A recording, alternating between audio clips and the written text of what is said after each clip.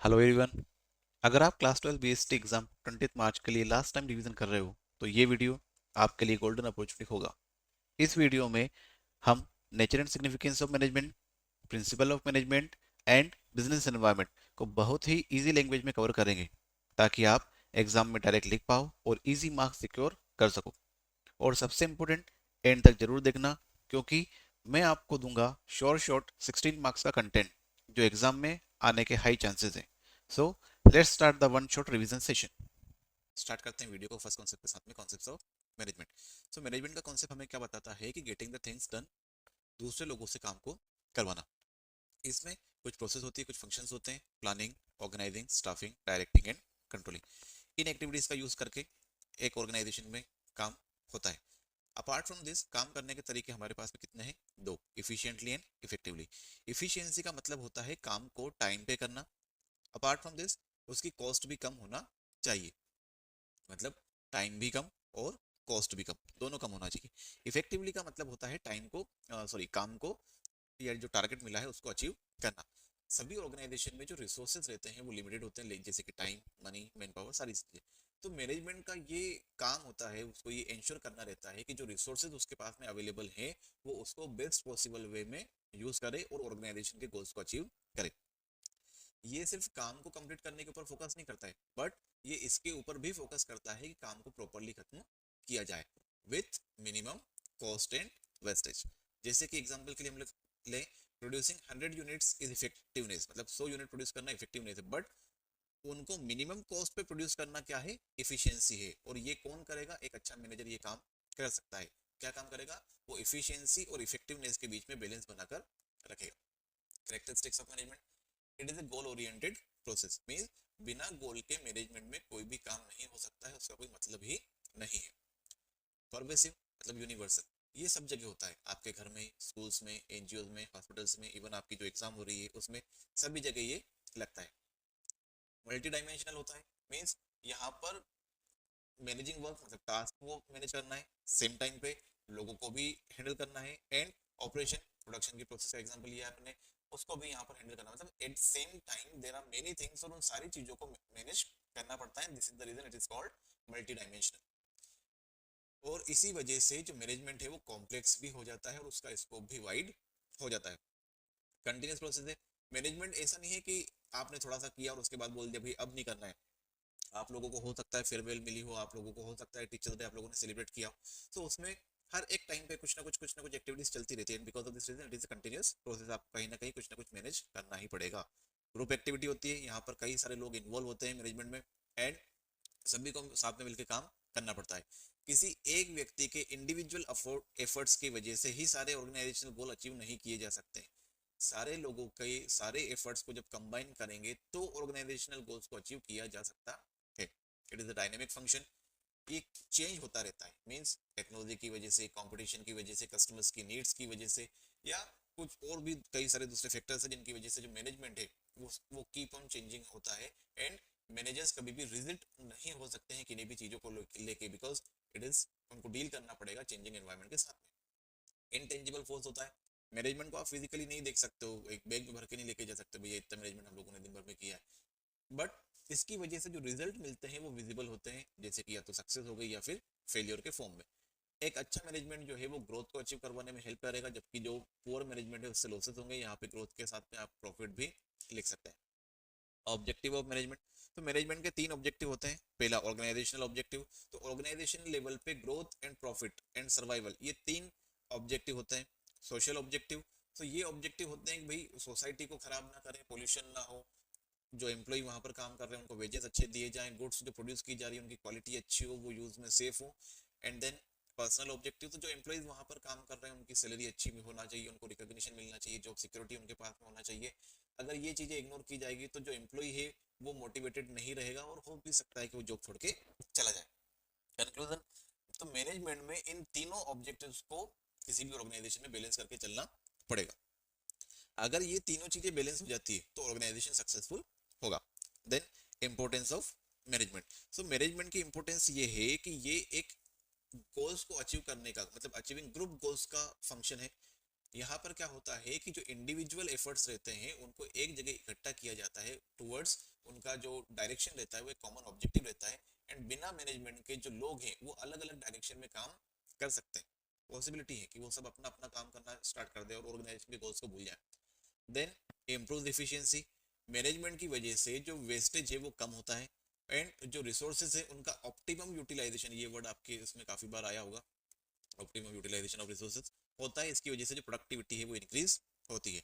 Organisation को dynamic बनाने में ये हमारी हेल्प करता है, एंड पर्सनल ऑब्जेक्टिव्स भी अचीव किए जा सकते हैं थ्रू मैनेजमेंट।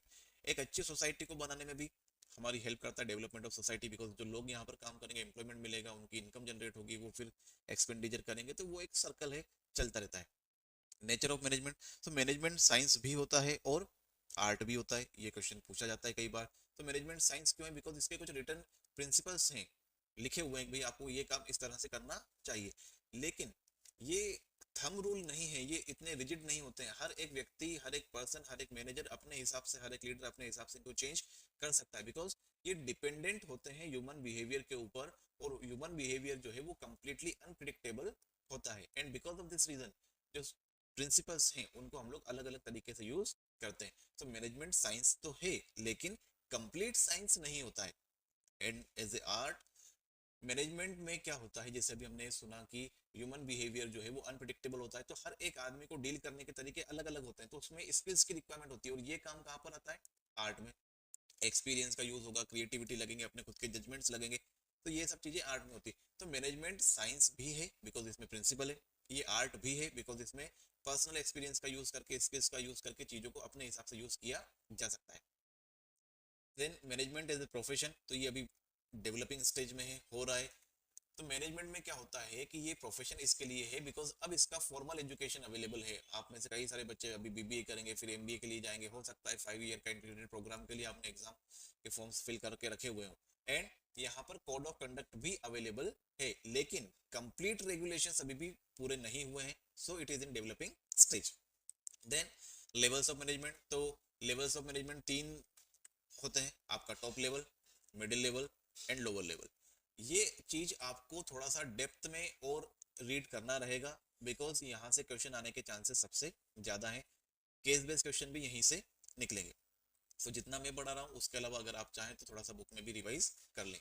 तो टॉप लेवल का जो फोकस होता है वो किसके ऊपर होता है? लॉन्ग टर्म प्लानिंग के ऊपर होता है, एंड पॉलिसी मेकिंग के ऊपर इनका फोकस होता है। ये डिसाइड करते हैं कि बिजनेस क्या करेगा एंड उसके एक्सपांशन के प्लान क्या क्या होने वाले हैं। मिडिल लेवल का जो काम है वो ये है कि ये टॉप लेवल और लोअर लेवल के बीच में लिंक का काम करता है, फर्स्ट थिंग, एंड ये ब्रिज का काम करते हैं। अपार्ट फ्रॉम दिस, जो टॉप लेवल ने जो भी प्लान पॉलिसीज बनाए हुए हैं इनको एक्शन में लेके आने का काम भी मिडिल लेवल का रहेगा, और सारे डिपार्टमेंट्स के बीच में कोऑर्डिनेशन एस्टेब्लिश करते हैं। जो लोअर लेवल रहता है यहाँ पर ये लोग क्या करते हैं? सुपरवाइज करते हैं सारे वर्क को, एंड इंश्योर करते हैं कि सारे काम टाइम पे कंप्लीट हो जाए। तीनों के तीनों लेवल आपस में एक दूसरे से इंटरडिपेंडेंट होते हैं। किसी भी एक लेवल को आप हटा के ऑर्गेनाइजेशन के गोल्स को अचीव नहीं कर सकते हैं, या फिर कोई भी एक लेवल ये बोल दे भाई मैं ये काम नहीं करूंगा तो भी ऑर्गेनाइजेशन के गोल्स अचीव नहीं होंगे। देन आते हैं फंक्शंस ऑफ मैनेजमेंट। तो प्लानिंग, तो प्लानिंग में हम लोग डिसाइड करते हैं कि क्या करना है, कैसे करना है, कब करना है, ये सारी चीजें। प्लानिंग की वजह से जो अनसर्टेनिटी है उसको कम किया जा सकता है। देन ऑर्गेनाइजिंग, ऑर्गेनाइजिंग में हम लोग सारे रिसोर्सेस को इकट्ठा करेंगे एंड ड्यूटीज को असाइन करेंगे। ऑर्गेनाइजिंग की वजह से जो स्ट्रक्चर है वो इंश्योर हो जाता है।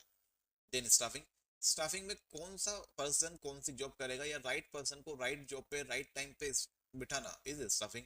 अगर अच्छा आदमी बैठेगा तो परफॉर्मेंस अच्छी होगी। नेक्स्ट डायरेक्टिंग, तो लोगों को गाइड करना पड़ेगा, बताना पड़ेगा, जो एम्प्लॉइज है उनको सुपरवाइज करना पड़ेगा, जो वर्कफोर्स है, एंड बाकी के एम्प्लॉइज को मोटिवेट भी करना पड़ेगा टाइम टाइम पे, सो दैट वो अच्छे से काम करे। इसमें लीडरशिप एंड कम्युनिकेशन को इंक्लूड किया जाता है।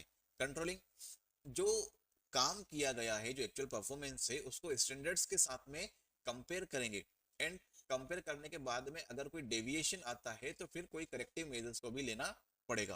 कंट्रोलिंग की वजह से गोल्स को अचीव किया जाना, या फिर इंश्योर हो जाता है, या अश्योरिटी मिल जाती है अगर कंट्रोलिंग है तो, कि गोल्स इजीली अचीव किए जा सकते हैं। अगर कंट्रोल नहीं होगा, मींस ये क्वेश्चन पूछा जाता है कि controlling and planning and controlling are two of management, तो दोनों चीजें अगर दोनों में से एक भी हट गया तो भी काम नहीं हो पाएगा, ऑर्गेनाइजेशन के गोल्स अचीव नहीं हो पाएंगे। देन आता है कोऑर्डिनेशन, काफी ज्यादा इंपॉर्टेंट टॉपिक है ये भी, इससे भी क्वेश्चन पूछे जा सकते हैं। तो कोऑर्डिनेशन का मतलब होता है कि सारे एफर्ट्स की जो डायरेक्शन है उनको एक जगह अलाइन करना, और इसके बिना जो सभी लोगों के जो काम है या जो उनकी डायरेक्शन है या उनके जो एफर्ट्स है वो अलग अलग हो सकते हैं, ऑर्गेनाइजेशन के गोल अचीव नहीं होंगे। इसको कोऑर्डिनेशन को एसेंस ऑफ मैनेजमेंट भी कहा जाता है, और ये क्वेश्चन डायरेक्टली कई बार पूछा गया है, why coordination is called essence of management. यहाँ पे कोऑर्डिनेशन आएगा बिकॉज अगर कोऑर्डिनेशन नहीं होगा तो क्या होगा, प्लानिंग फेल हो जाएगी, ऑर्गेनाइजिंग इफेक्टिव नहीं हो पाएगा, वो इनफेक्टिव हो जाएगा, एम्प्लॉइज के बीच में जो हार्मनी होना चाहिए, जो उनके बीच में काम साथ में मिलकर करने की जो आदत होना चाहिए वो खत्म हो जाएगा, और उनके बीच में कॉन्फ्लिक्ट होना स्टार्ट हो जाएगा। तो कोऑर्डिनेशन की वजह से सारे फंक्शंस को बांध के रखा जा सकता है। Importance of coordination, it integrate efforts, मतलब सभी के सभी एफर्ट्स को ये एक जगह इकट्ठा करता है, because of this reason duplication को अवॉइड किया जा सकता है। एंश्योर्स यूनिटी, अगर यूनिटी रहेगी तो कॉन्फ्लिक्ट नहीं होंगे या फिर बहुत कम होंगे। कंटिन्यूस प्रोसेस है, मींस हमेशा कोऑर्डिनेशन होना पड़ेगा या रखना पड़ेगा, मतलब आप जितने भी फंक्शन है मैनेजमेंट के 2000 ऑल कंटिन्यूस प्रोसेस में आएंगे एंड परवेसिव भी रहेंगे, मतलब हर एक जगह पे हर एक लेवल पे उनको यूज किया जाएगा। रेस्पॉन्सिबिलिटी ऑफ मैनेजर, सो जितने भी मैनेजर्स हैं सभी की ये रेस्पॉन्सिबिलिटी होती है कि अपनी टीम के अंदर एंड जो बाकी के दूसरे डिपार्टमेंट्स हैं उन सबके बीच में जो कोऑर्डिनेशन है उसको एस्टेब्लिश करके रखे। अगर सभी डिपार्टमेंट में भी कोऑर्डिनेशन नहीं होगा तो भी काम नहीं हो पाएगा। डेलिब्रेट है, मतलब इसको जानबूझ के किया जाता है, कॉन्शियसली किया जाता है, मतलब ऐसा नहीं कि अपने आप होता जाएगा, नहीं, कॉन्शियसली इसको किया जाना पड़ेगा। नेक्स्ट, नीड और importance of coordination, growth in size, अगर कोई भी ऑर्गेनाइजेशन है जो बड़ा होना चाहती है, जिसको ग्रोथ चाहिए ज्यादा, तो उसमें कोऑर्डिनेशन स्टेब्लिश करना पड़ेगा अपने एम्प्लॉइज के बीच में। फंक्शनल डिफरेंशिएशन, जो डिपार्टमेंट्स होते हैं जैसे एचआर, फाइनेंस, मार्केटिंग, इनके अलग अलग गोल्स होते हैं और इन सब के बीच में यूनिटी स्टेब्लिश हो पाएगी कोऑर्डिनेशन की वजह से। Specialization, expert focus on their own task, coordination से ये इंश्योर हो जाता है कि they work towards common goal, मतलब हर एक आदमी अपने खुद के टास्क के ऊपर फोकस कर रहा है, लेकिन कोऑर्डिनेशन की वजह से ये इंश्योर हो जाता है कि वो कॉमन गोल या ऑर्गेनाइजेशन गोल की तरफ फोकस करे। तो ये सारे कॉन्सेप्ट्स आपके इस चैप्टर के हैं जो यहाँ पे पूरे होते हैं। अपार्ट फ्रॉम दिस कुछ क्वेश्चंस हैं जो मुझे लगता है प्रीवियस ईयर्स में पूछे गए हैं, सिंपल पेपर में भी दिए गए हैं, जो इस एग्जाम में पूछे जा सकते हैं, या तो सिमिलर मैनर में या थोड़े बहुत अलग वर्ड्स के साथ में। तो प्रिंसिपल ऑफ मैनेजमेंट्स क्या होते हैं, ये जनरल गाइडलाइंस होते हैं जो बताते हैं मैनेजर्स को कि काम किस तरह से करना है, कैसे डिसीजंस लेना है, और जो मैनेजरियल फंक्शंस हैं उनको इफिशिएंटली एंड इफेक्टिवनेस के साथ में किस तरह से पूरा करना है। ये प्रिंसिपल्स रिजिड नहीं होते हैं जैसे कि साइंस के नियम होते हैं वैसे, जबकि ये फ्लेक्सिबल होते हैं, गाइडलाइंस हैं, एंड एक्सपीरियंस और ऑब्जर्वेशन के बेसिस पे इनको चेंज किया जा सकता है। इनसे हेल्प होती है मैनेजर की अलग अलग सिचुएशन को डील करने में, वो हेल्प करते हैं logically and systematically.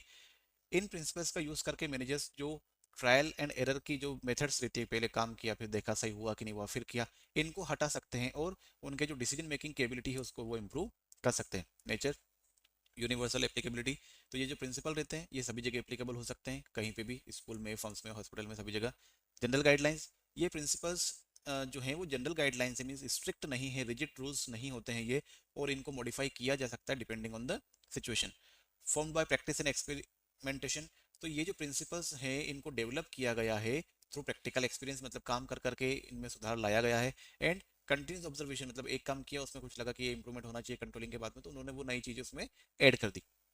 Flexible, these principles can be adjusted according to the changing business environment, मतलब अगर बिजनेस एनवायरनमेंट में कोई भी चेंज होता है तो उसके हिसाब से इन प्रिंसिपल्स को मॉडिफाई किया जा सकता है, और इस फ्लेक्सिबिलिटी की वजह से ही ये प्रैक्टिकल और यूजफुल होते हैं।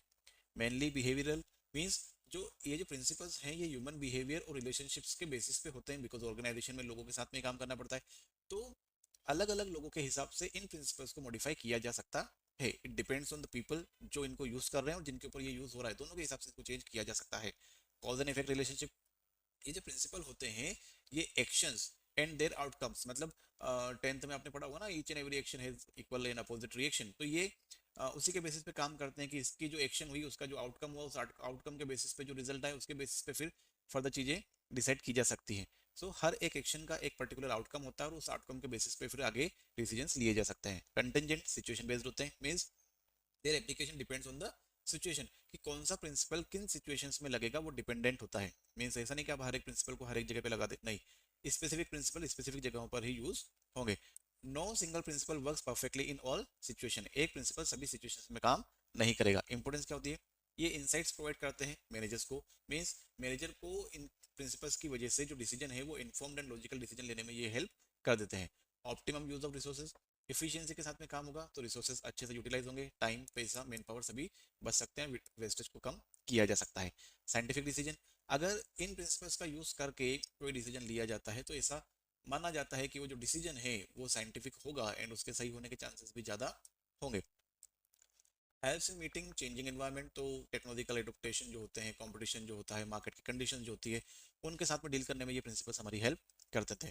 Fulfilling social responsibility, to they promote ethical practice and responsibility towards society, तो प्रिंसिपल्स हमें बताते हैं कि हमारी सोसाइटी के लिए क्या रिस्पॉन्सिबिलिटी है और उन्हें किस तरह से पूरा किया जाना चाहिए। जैसे सब्सटेंशियल वेजेस की बात आती है, सस्टेनेबल डेवलपमेंट की बात आती है, तो ये सारे प्रिंसिपल्स हमें बताते हैं कि भाई जो वेजेस हैं अच्छे देना चाहिए, जो गरीब लोग हैं उनका एक्सप्लॉयटेशन, वर्कर्स का एक्सप्लॉयटेशन नहीं करना चाहिए, वो सारी चीज़ इसके अंदर आएगी।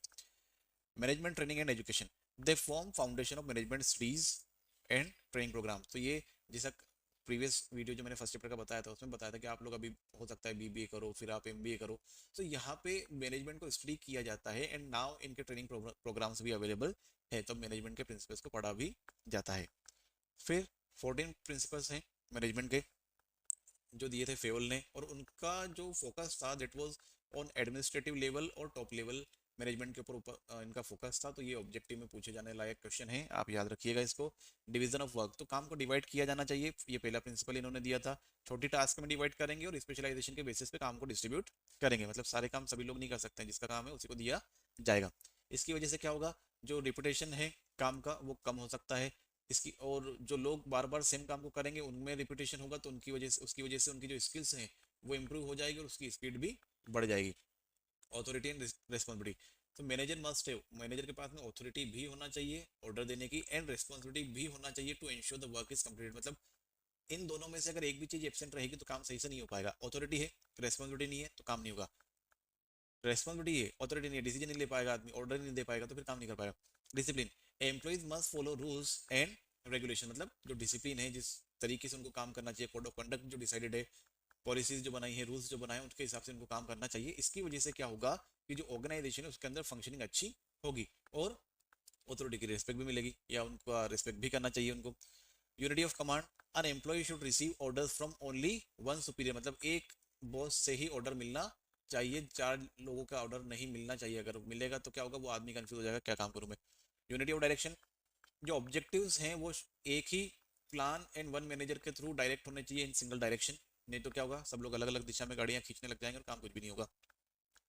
सबऑर्डिनेशन ऑफ इंडिविजुअल इंटरेस्ट, आदमी को अपना खुद का जो इंटरेस्ट है उसको दबा के ऑर्गेनाइजेशन के इंटरेस्ट को आगे रखना पड़ेगा, and because of this reason जब वो करेगा ऐसा कि वो ऑर्गेनाइजेशन के इंटरेस्ट को आगे रख रहा है तभी ऑर्गेनाइजेशन का जो प्रमोशन है या वो सक्सेस हो पाएगा। रेन्यूमरेशन ऑफ एम्प्लॉइज, एम्प्लॉय को फेयर वेजेस प्रोवाइड किए जाना चाहिए जिसकी वजह से वो मोटिवेटेड फील कर सके। सेंट्रलाइजेशन एंड डिसेंट्रलाइजेशन, जो पावर है उसका प्रॉपर बैलेंस होना चाहिए, उसका कितना कंसंट्रेशन कहाँ पर होना चाहिए, कितनी अथॉरिटी डिस्ट्रीब्यूट करनी है, ये सारी चीजें काम के हिसाब से डिस्ट्रीब्यूटेड होना चाहिए या फिर ऑर्गेनाइजेशनल नीड्स के हिसाब से डिस्ट्रीब्यूटेड होना चाहिए। Scalar chain, there should be a clear chain of authority from top to bottom, means कौन सुपीरियर रहेगा कौन सबऑर्डिनेट रहेगा ये सारी चीजें क्लियर होना चाहिए, इसकी वजह से जो कम्युनिकेशन है वो प्रॉपर हो पाएगा एंड लोग एक दूसरे की बातें सुनेंगे। Order, right person should be in the right job at the right time, मतलब यहाँ पे ऑर्डर का मतलब अरेंजमेंट ऑफ थिंग्स से है, ना कि किसी को आदेश देना कि तुमको ये उससे नहीं है। अरेंजमेंट ऑफ थिंग्स है कि भैया जब सभी चीजें सही जगह पे रखी हुई रहेंगी तो उसकी वजह से कंफ्यूजन नहीं होगा और एफिशिएंसी बढ़ जाएगी। Equity, manager should treat employees Fairlie and kindly. One more thing, in order आप ये भी याद रखें कि ऑर्डर में मतलब सही आदमी को सही जगह पे बिठाना है वो भी है, तो सभी चीज़ों का ऑर्डर वहाँ पे सही होना चाहिए। नेक्स्ट इक्विटी, तो manager should treat employees Fairlie and kindly, मतलब सभी को अच्छे से ट्रीट किया जाना चाहिए, सभी के पास में समानता होनी चाहिए एंड इससे क्या होगा कि ऑर्गेनाइजेशन के अंदर ट्रस्ट एंड लॉयल्टी बिल्ड हो सकती है। Stability of personnel, employee should not be changed frequently, मतलब अगर किसी ऑर्गेनाइजेशन में जो एम्प्लॉयज हैं वो बार बार चेंज हो रहे हैं या छोड़ के जा रहे हैं नौकरी, मतलब आपकी ऑर्गेनाइजेशन अच्छी नहीं है। ऐसी ऑर्गेनाइजेशन जहाँ पे लोग ज्यादा दिनों तक टिके रहते हैं वो ऑर्गेनाइजेशन अच्छी, मतलब वहाँ पे स्टेबिलिटी ऑफ पर्सनल है, मतलब वहाँ पे काम करने का एटमोसफियर अच्छा है और लोग वहाँ पे काम करना चाहते हैं। इससे दो फायदे होंगे, एक तो एफिशिएंसी बढ़ेगी, दूसरा कॉस्ट कम हो जाएगी जो हम लोग स्टाफिंग में आगे देखेंगे। इनिशिएटिव, हर एक एम्प्लॉय को ये एनकरेज किया जाना चाहिए कि वो इनिशिएटिव ले, खुद से काम करना स्टार्ट कर दे और एज एंड व्हेन रिक्वायर्ड वो आइडियाज भी सजेस्ट कर सके। इससे क्या होगा कि क्रिएटिविटी और इन्वॉल्वमेंट इंक्रीज होगा। एस्पिरिट डीकॉप या फिर टीम स्पिरिट, तो मैनेजमेंट को ये प्रमोट करना चाहिए चीज को, या उनकी हेल्प करना चाहिए ताकि टीम में यूनिटी बनी रहे, टीम स्पिरिट रहे। एंड यूनिटी की वजह से ही क्या होता है, स्ट्रेंथ होती है, और स्ट्रेंथ की वजह से परफॉर्मेंस एनहेंस हो सकती है। टेलर के साइंटिफिक प्रिंसिपल, तो टेलर को फादर ऑफ साइंटिफिक मैनेजमेंट कहा जाता है। और ऑब्जेक्टिव यहाँ से पूछ सकते हैं, improving efficiency in the worker eight shop floor, तो ये वर्कर्स के ऊपर डिपेंडेंट था या मेन फोकस एरिया था, या फिर शॉप फ्लोर लेवल वाला जो है इसके ऊपर इनका फोकस था। मीनिंग क्या होता है, ये जो प्रिंसिपल्स इन्होंने दिए थे टेलर ने, ये डिपेंडेंट थे साइंटिफिक मेथड्स के ऊपर एंड एनालिसिस के ऊपर, टू परफॉर्म वर्क एफिशिएंटली, और काम को जितना ज्यादा साइंटिफिक मैनर में किया जाएगा उतना ज्यादा काम अच्छा हो सकता है, ऐसा टेलर का मानना था।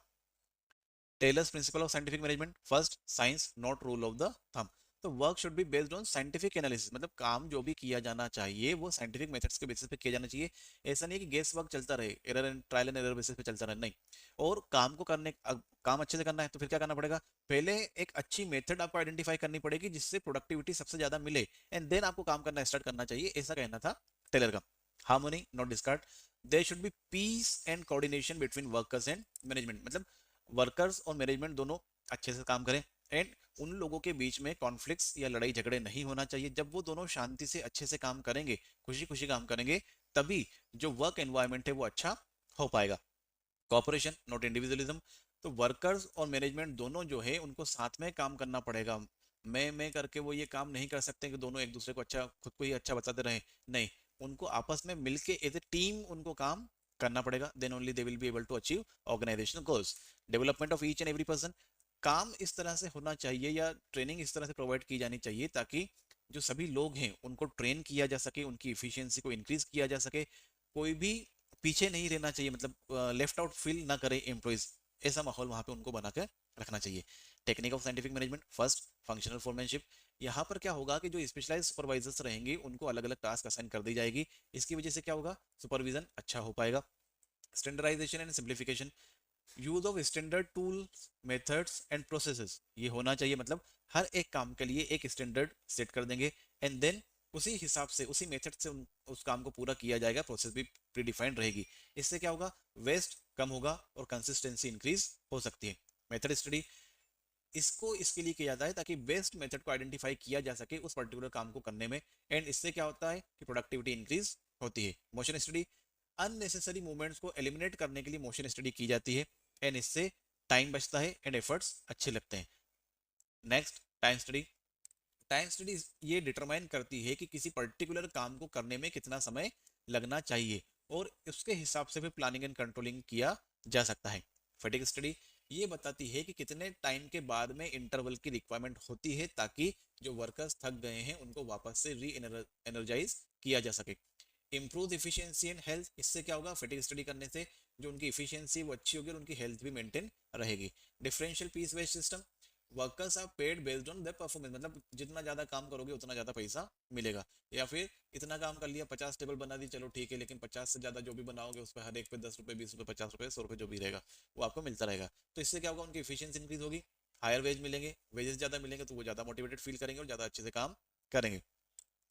डिफरेंस टेलर एंड फेवल में, सो इनका जो फोकस था ये फेवल का वो पूरी ऑर्गेनाइजेशन पे था, टेलर का वर्कफोर्स पे ज़्यादा उनकी इफिशियंसी के ऊपर ज़्यादा फोकस था। लेवल, फेवल टॉप लेवल के लिए एंड जो टेलर है वो शॉप फ्लोर के लिए। अप्रोच एडमिनिस्ट्रेटिव अप्रोच है, यहाँ पर साइंटिफिक है, 14 प्रिंसिपल्स हैं, यहाँ पे 4 प्रिंसिपल्स प्लस टेक्निक है।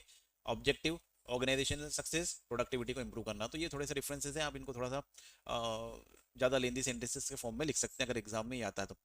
Now final conclusion, and final conclusion के साथ में जो वर्ड्स बोल्ड किए हुए हैं आप इनको ध्यान में रखें, ये कीवर्ड्स हैं, अगर आप इनको एग्जामिनेशन में कोई आंसर आता है उसमें यूज करते हैं तो आप इनको बोल्ड करके या फिर अंडरलाइन करके लिखें, वो ज़्यादा अच्छा रहेगा आपके लिए। So I just read it out. Principle of management are flexible guidelines that help managers in decision making, तो अगर प्रिंसिपल्स ऑफ मैनेजमेंट का क्वेश्चन आ जाता है कि व्हाट आर प्रिंसिपल, मतलब इतना इजी आएगा नहीं पर कभी आ जाए गलती से, तो आप फ्लेक्सिबल गाइडलाइंस के ऊपर अंडरलाइन करके आएंगे। in decision making efficient utilization of resources and achieving organizational goal, they are also based on experience. तो जो प्रिंसिपल है वो किसके ऊपर बेस्ड है, एक्सपीरियंस के ऊपर एंड ऑब्जर्वेशन के ऊपर, एंड उनकी एप्लीकेबिलिटी यूनिवर्सल होती है। फेयोल ने जो प्रिंसिपल दिया उनका फोकस एडमिनिस्ट्रेटिव मैनेजमेंट पे है, कोऑर्डिनेशन पे है, ओवरऑल ऑर्गेनाइजेशनल फंक्शनिंग पे, while Taylor scientific management emphasizes on efficiency, productivity, use of scientific technique at top level, sorry, at the shop floor level.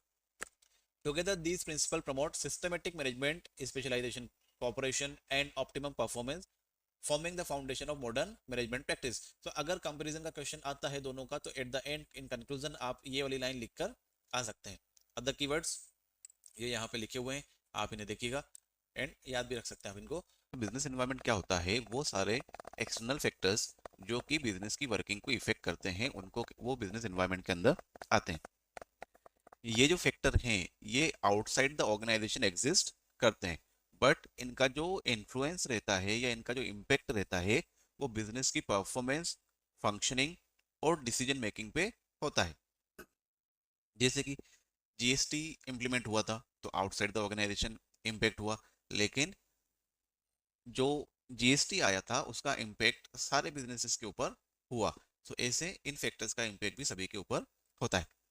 Business इनको कंट्रोल नहीं कर सकता है, बट उनको एनालाइज कर सकता है और अडेप्ट कर सकता है उन चेंजेस के अकॉर्डिंग।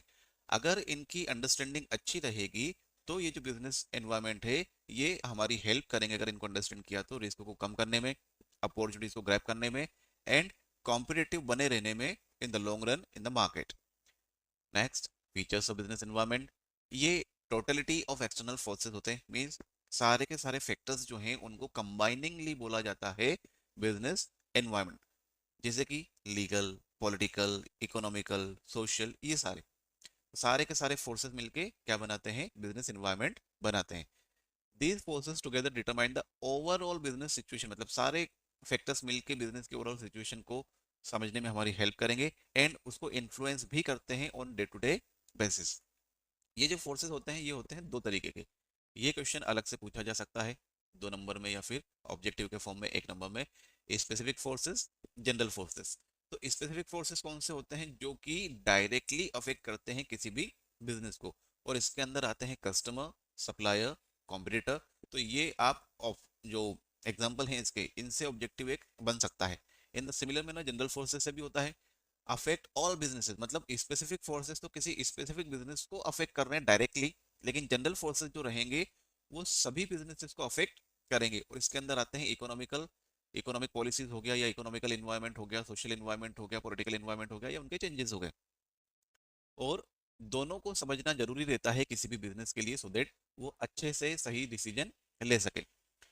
इंटर रिलेटेडनेस, सारे के सारे जो बिजनेस एनवायरनमेंट रहते हैं वो एक दूसरे से इंटर रिलेटेड रहते हैं। अगर किसी भी एक फैक्टर में, एक एनवायरनमेंट में चेंज होता है तो उसका इम्पैक्ट सभी जगह आपको देखने को मिलेगा। जैसे टेक्नोलॉजी में अगर कोई चेंज होता है, जैसे अभी एआई बहुत चल रहा है, और यूएसए की कोई कंपनी जिसने बोल दिया भाई हमारा सारा काम एआई से हो रहा है and we are having only 27 employees, तो बड़ी बड़ी आईटी कंपनीज के ऊपर उसका इम्पैक्ट आया है।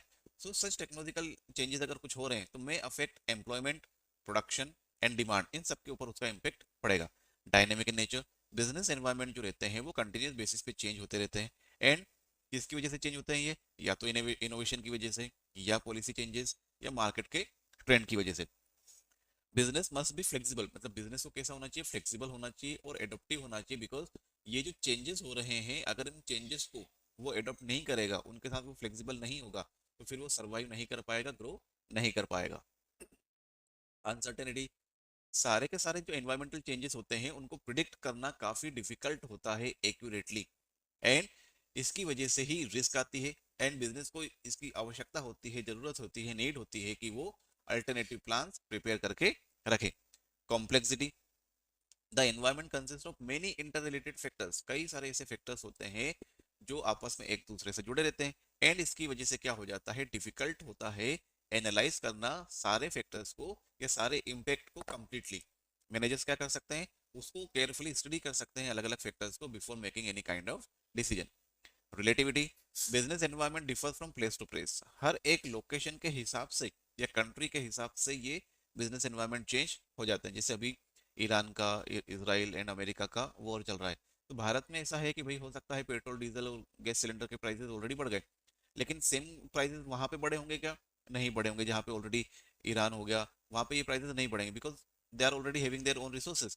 सो ये एनवायरनमेंट जो है वो अलग अलग जगहों के हिसाब से अलग अलग होते हैं, इनका इम्पैक्ट भी अलग अलग रहेगा। इंपॉर्टेंस क्या है, ये अपॉर्चुनिटी को आइडेंटिफाई करने में हमारी हेल्प करते हैं। Business helps to discover new opportunities for growth and expansion. The rise of e commerce created new business models and markets. तो नई अपॉर्चुनिटीज को आइडेंटिफाई करने में ये हमारी हेल्प करते हैं business environment, first point. Second, identify threats. तो अगर आप चाहें तो आप इसको ऐसे भी लिख सकते हैं या याद रख सकते हैं कि किसी भी ऑर्गेनाइजेशन में चार चीजें होती हैं, स्ट्रेंथ होती है, वीकनेस होती है, अपॉर्चुनिटी होती है, थ्रेट होती है। तो ये चारों चीजें आइडेंटिफाई करने में हेल्प करता है, इसको बोलते हैं सॉट, SWOT। ये चारों चीजें हेल्प करती है किसी भी, ये बिजनेस एनवायरनमेंट हेल्प करते हैं इन चारों चीजों को समझने में। तो अगर कोई थ्रेट है या फिर किसी चीज से नुकसान हो सकता है इन फ्यूचर, तो उनको समझने में ये बिजनेस एनवायरनमेंट हमारी हेल्प कर देते हैं। Early identification allows business to take preventive measures. अगर पहले से पता चल जाएगा तो वो प्रिकॉशनरी मेजर्स लेके रखेंगे। Tapping useful resources. तो बिजनेस एनवायरनमेंट की हेल्प से जो रिसोर्सेज हैं like capital, labour, raw material, इनका प्रॉपर यूटिलाइजेशन किया जा सकता है। And acquiring and using this resources efficiently हो पाएगा अगर हमको समझ में आया है तो। Coping with rapid changes. Business environment में जो कंटिन्यूस बेसिस पे चेंजेस आ रहे हैं दो जगह पे, कहाँ कहाँ पर, टेक्नोलॉजी में एंड ग्लोबलाइजेशन में। तो ये जो रैपिड चेंजेस आ रहे हैं, अगर आप प्रिपेयर्ड हैं, आप कॉम्पिटिटिव हैं, या फिर आपके पास में अच्छा इम्पैक्ट समझ में आ रहा है आपको कि वो फायदा दे सकता है, गेन प्रोवाइड कर सकता है, तो आप अच्छा परफॉर्म कर पाएंगे। Assisting in planning and decision making. Business environment help करते हैं कि हम डिसीजन अच्छे से ले पाएं और प्रॉपरली प्लान कर पाएं। एनवायरनमेंट का जो एनालिसिस अगर होगा तो इससे वैल्यूएबल इंफॉर्मेशन हमको मिलेगी और इसकी वजह से बिजनेस अच्छी स्ट्रेटजीज बना पाएगा, पॉलिसीज बना पाएगा और अनसर्टेनिटी को ये कम कर सकता है। Improving performance. Business that understand the environment, मतलब वो वाला बिजनेस या वो वाले लोग जो एनवायरनमेंट को, बिजनेस एनवायरनमेंट को अच्छे से समझ लेते हैं, वो अच्छे से परफॉर्म कर पाएंगे, उनकी प्रोडक्टिविटी ज़्यादा रहेगी, उनकी प्रॉफिटेबिलिटी भी ज़्यादा रहेगी। डायमेंशन ऑफ बिजनेस एनवायरनमेंट, ये टॉपिक बहुत काम का है, केस स्टडी यहाँ से आएगी आपके इसमें। पांच चीजें हैं, पांचों के ऊपर केस स्टडी के क्वेश्चन बहुत सारे बन सकते हैं। सो इकोनॉमिक एनवायरनमेंट में क्या क्या आता है, includes economic condition that influence business operation, मतलब specifically related to economic conditions only. Component क्या क्या है इसके, जीडीपी, ये economic growth rate, inflation, interest rate, disposable income, monetary and fiscal policies. तो ये आपको याद रखना है सारे के सारे। इफेक्ट क्या होता है, economic condition directly affect demand, cost, profit. अगर कोई भी इकोनॉमिकल चेंजेस ऑर्गेनाइजेशन में, सॉरी, अगर पॉलिसी के फॉर्म में आता है एक्सटर्नल एनवायरनमेंट में, तो इनका इम्पैक्ट डिमांड के ऊपर, कॉस्ट के ऊपर एंड प्रॉफिट के ऊपर आएगा। फॉर एग्जाम्पल, अगर इन्फ्लेशन इंक्रीज हो जाए या डिक्रीज हो जाए, दोनों केसेस में देख लेते हैं। तो अगर इन्फ्लेशन, हाई इन्फ्लेशन रिड्यूसेस, अगर इन्फ्लेशन ज्यादा रहेगा तो इससे क्या होगा, जो परचेसिंग पावर है वो कम हो जाएगा। जबकि अगर इन्फ्लेशन कम है तो यहाँ पर परचेसिंग पावर क्या हो जाएगी, इंक्रीज हो जाएगी। नेक्स्ट आता है पॉलिटिकल एनवायरनमेंट। इसमें इंक्लूड होती है गवर्नमेंट की policies, political stability and there ideology. तो यहाँ पर government policy, political stability, taxation policy and trade restrictions, इतने तो यहाँ लिखे हैं, कुछ और भी हो सकते हैं। Stable political environment encourages business growth and investment, मतलब अगर आपके देश में या फिर स्टेट में जो गवर्नमेंट है, जो पार्टी है, वो स्टेबल है, मतलब 5 साल, 10 साल, 15 साल से वो वहीं पर है, तो इसकी वजह से क्या होता है, एक स्टेबिलिटी आती है। एंड ये एनकरेज करता है बिजनेसेस को अच्छे से रन करने में, बिकॉज उनकी पॉलिसीज उनको ऑलरेडी समझ में आ रखी होती है। वाइल फ्रिक्वेंट पॉलिसी चेंजेस, अगर बार बार वो पॉलिसी चेंजेस कर रहे हैं तो अनसर्टेनिटी क्रिएट होगी। Government decisions like taxation, trade policy directly impact, मतलब अगर ये ट्रेड पॉलिसीज के ऊपर कोई भी चेंजेस आ गए तो वो बिजनेस के ऊपर डायरेक्टली इम्पेक्ट करते हैं। Social environment include social values, believes, customs and lifestyle of the people. इतनी सारी चीजें इसके अंदर आएगी, customs and traditions, lifestyle changes, education and awareness, population trend. तो इन केस अगर कोई भी चेंज आता है सोसाइटी की कस्टम्स में या उसकी वैल्यूज में, जैसे अपने यहाँ पे भारत में ऐसा है कि भाई शादी हो रही है तो सोने के सारे वो ज्वेलरी वगैरह बनाना जरूरी रहता है।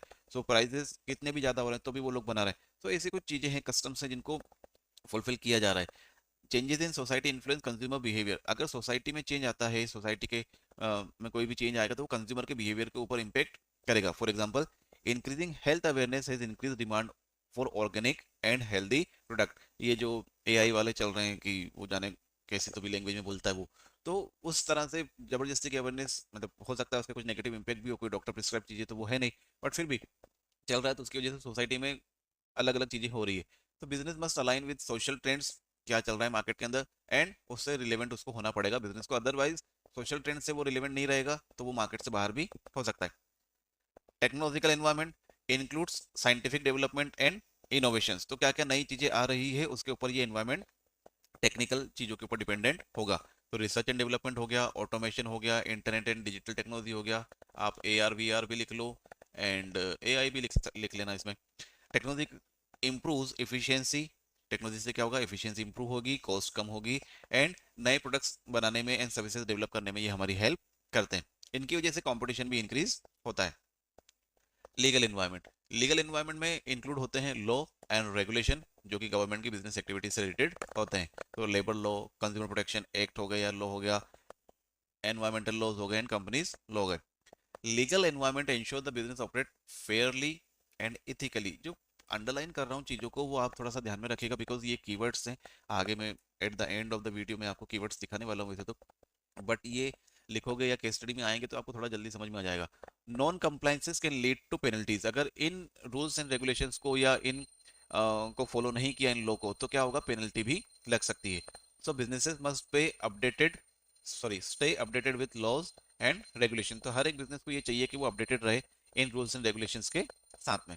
डिमोनेटाइजेशन काफी इंपॉर्टेंट टॉपिक है ये आप लोगों के लिए, थोड़ा डेटा भी आप लोग याद रख सकते हैं, इसमें मैंने इंक्लूड नहीं किया है, बाकी आपकी बुक में वो देखे रखा हुआ है, कितने नोट्स थे, कितनी करेंसी आई थी, वो सारी चीज़ें। मे भी इन केस ज़्यादा डिटेल में वो पूछें तो। क्या होता है डिमोनेटाइजेशन, कि ऐसा विड्रॉल करते हैं करेंसी का जो पहले सर्कुलेशन में थी लेकिन अब गवर्नमेंट उसको नहीं सर्कुलेट करना चाहती है, वो इलीगल हो जाती है, वैलिड नहीं रहती है। जैसे 8 नवंबर 2016 को किया गया था, 500 और 1000 के नोट को इनवैलिड डिक्लेयर कर दिया गया था।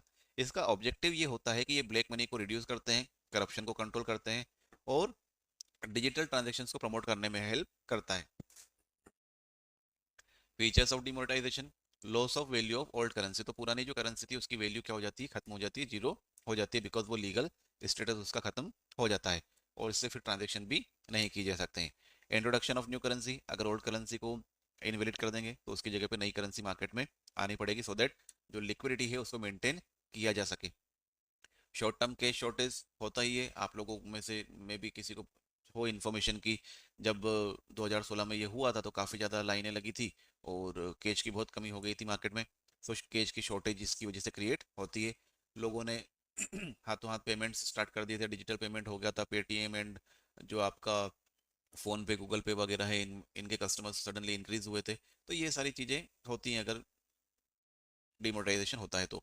कंट्रोल ओवर ब्लैक मनी, ये जो करेंसी है वो इनवैलिड हो जाएगी तो नया पैसा रहेगा ही नहीं, तो जो अनअकाउंटेड मनी रहेगी वो उसकी वैलिडिटी खत्म हो जाएगी और इतना आप एकदम से जमा भी नहीं कर सकते बैंक में, और इसकी वजह से ट्रांसपेरेंसी इंक्रीज होती है इकोनॉमी के अंदर। Impact of demonetisation, positive impact क्या क्या थे, डिजिटल ट्रांजेक्शन आपकी इंक्रीज हुए और कैशलेस इकोनॉमी बनी, ब्लैक मनी एंड करप्शन थोड़ा कम हुआ है, tax compliances and government revenue increase होते हैं, greater financial inclusion and banking awareness, लोगों के अंदर ज़्यादा जागरूकता आती है बैंकिंग सिस्टम को लेके, एंड पता चलता है उनको कि भाई डिजिटली भी हम लोग काम कर सकते हैं। नेगेटिव इम्पैक्ट क्या है, शॉर्ट टर्म में जो बिजनेस एक्टिविटीज़ है उनके ऊपर काफ़ी इम्पैक्ट आता है कैश नहीं अवेलेबल होने की वजह से, एंड जो छोटे ट्रेडर्स रहते हैं या इन्फॉर्मल सेक्टर में काम करने वाले लोग रहते हैं उनके पास में कैश की कमी रहती है, रिसोर्सेज उनके पास अवेलेबल नहीं रहते हैं, तो उनको काफ़ी ज़्यादा नेगेटिव इम्पैक्ट आएगा उनके ऊपर कि वो बिजनेस नहीं कर पाएंगे इनिशियल स्टेज में, उनको रॉ मटेरियल नहीं मिल पाएगा बिकॉज कैश ही चाहिए रहता है उनको। तो थोड़ा नेगेटिव इम्पैक्ट छोटे लोगों के ऊपर या छोटे ट्रेडर्स के ऊपर इसका आएगा। डिमांड कम होगी बिकॉज मार्केट में करेंसी नहीं है तो कैश कम होने की वजह से डिमांड थोड़ी कम होगी, और टेम्पररी स्लो डाउन इकोनॉमी के अंदर आता है डिमोनेटाइजेशन की वजह से। These are few keywords and final conclusion statement, आप इसको रीड कर लीजिएगा और you can take a screenshot. यहाँ पर आपके लिए मैंने एक क्वेश्चन लिखा हुआ है जो कि प्रीवियसली एग्जाम में पूछा गया है, सोशल एनवायरनमेंट से रिलेटेड है, तो आप बेस्ड ऑन द डिस्कशन आप इसको भी सॉल्व कीजिएगा। दिस ऑल, यही था आपका last revision booster for first 3 chapters. अगर आपने ये वीडियो कंप्लीट देख ली तो आप डेफिनेटली एग्जाम में कॉन्फिडेंटली अटेम्प्ट करोगे सारे क्वेश्चंस को। अगर वीडियो हेल्पफुल लगी हो तो लाइक करना, शेयर करो अपने फ्रेंड्स के साथ में, चैनल को सब्सक्राइब करो for more exam content. All the best for your exam.